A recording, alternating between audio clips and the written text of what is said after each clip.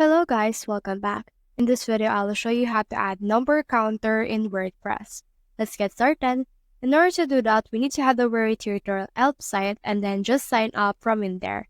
Once you have done that, just head over and search in here for number counter. You can see it right here. This can help you boast your marvelous achievements and impressive numbers to your user.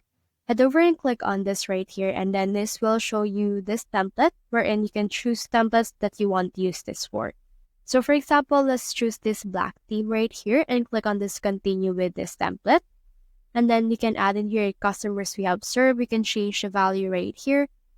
Put in here the start value as well as end value, and also this 97%.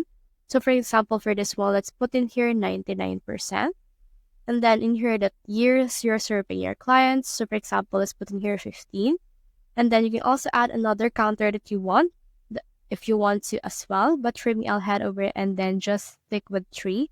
And then from there, just head over and click on this publish option in order to publish it. Once you have published this particular number counter, you need to head over and then just add it to your WordPress. You need to pick a plan and then just choose a free plan or any plan that you have for this case. And now here's your widget. Just click on the 3 dots, and in here you can embed this code. Click on this embed code right here, and then in here you can see this. Click on copy code, and then head over to the page wherein you want to add it. For this one, click on this plus icon and search in here for HTML. Click on this right here, and then this will be added, and then added the code that we have copied. Click on preview if you want to see what it looks like, and as you can see, this is what it looks like right now, but it's not yet animating because it's just a preview. Head over and click on this update option in order to update your page.